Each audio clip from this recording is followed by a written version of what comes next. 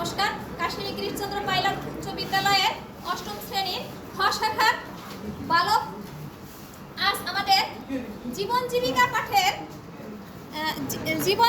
পাঠের 53 পৃষ্ঠার ও 54 পৃষ্ঠার যে আগামীর প্রকল্প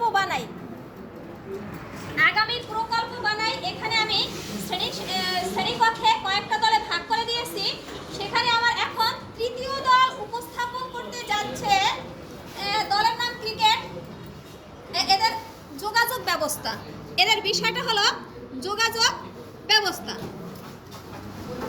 এখন আমার তৃতীয় দলের দলনেতা এই যোগাযোগ ব্যবস্থার প্রজেক্ট উপস্থাপন করতে যাচ্ছে। আমার নাম মিজুর রহমান। আমি ক্লাস 8-এর খ শাখার একজন ছাত্র। আমার দলে আছে দুর্জয়, সৈয়দ তাহমিদ ইসলাম আকিব, মুকবিন ইসলাম মুবিন, তাজবি হাসান তাজ এবং উমার হোসেন তালুকদার। আমাদের প্রজেক্টের বিষয়টি হলো স্যাটেলাইট কমিউনিকেশন। তা আমরা জানি যে আমাদের যে যোগাযোগ মাধ্যমটা, এর মধ্যে স্যাটেলাইট কমিউনিকেশনটা অন্যতম গুরুত্বপূর্ণ। কারণ এছাড়া আমরা কিন্তু কোনো প্রকার যোগাযোগ করা সম্ভব না। কারণ স্যাটেলাইটে যখন সিগন্যালটি আসবে তখন সেটিকে অ্যান্টেনা দ্বারা রিসিভ করে সেটিকে তারপর অন্য সব মাধ্যমে পাঠিয়ে দেওয়া হয়। এখানে আমার যেমন দেখা যাচ্ছে এদের স্যাটেলাইটে যে কমিউনিকেশন যে সিগন্যাল সেটা হচ্ছে মেন রিসিভার অ্যান্টেনার থেকে সেটি অন্য সব মাধ্যমে, যেমন জাহাজে আমরা জানি জাহাজ কিন্তু সমুদ্র অনেক মাঝখানে থাকে। কারণ ওই সব জায়গায় যে এমনি প্রকারের তার নেটওয়ার্ক পাঠানো সম্ভব না।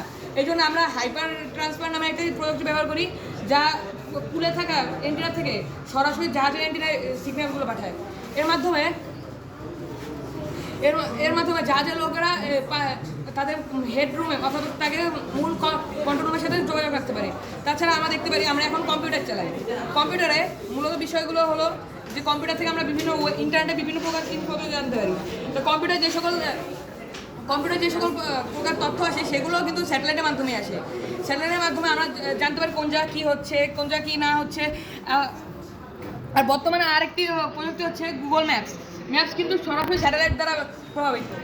যদি স্যাটেলাইটে কোনো প্রকার যদি ক্ষতিগ্রস্ত হয় তাহলে ম্যাপস কাজ করবে না। সেক্ষেত্রে স্যাটেলাইটের গুরুত্ব অন্যতম। আর আরেকটা খেয়াল করা যায় যে আমরা যেসব শহরে কিন্তু লোকজন সংখ্যা অনেক বেশি। সেক্ষেত্রে শহরের লোকজনের যদি কোনো প্রকার তথ্য সংগ্রহ করতে হয় সেক্ষেত্রে আমাদের অবশ্যই কমিউনিকেশন সিস্টেমের উপর নির্ভর হতে হবে। সেক্ষেত্রে দেখা যাচ্ছে যে এখানে এই যে শহরে কমিউনিকেশন ভবনগুলোতে কমিউনিকেশন সিস্টেমের তারগুলো যাচ্ছে, এগুলো তারে দেখানো হচ্ছে, কিন্তু এটা আসলে ওয়্যারলেস। কারণ এটাকে যখন প্র্যাকটিক্যালি দেখাতে হবে এই জন্য আমরা এখানে সুতো ব্যবহার করেছি যা তারের মতো কাজ করছে। এখানে মোবাইল ফোনের কথা বলতে যে আমি আগেই বলেছি যে এটি আমরা সবার হাতে আজকাল মোবাইল ফোন থাকে। মোবাইল ফোন ছাড়া এখন বর্তমান মাসে আজকাল চল করা অনেক কষ্টকর। তার ক্ষেত্রে বোঝা যায় যে এই স্যাটেলাইট কমিউনিকেশন আমাদের জন্য কতটা জরুরি। সবাইকে এই বলে আমি আমার বক্তব্য শেষ করছি। আসসালামু আলাইকুম।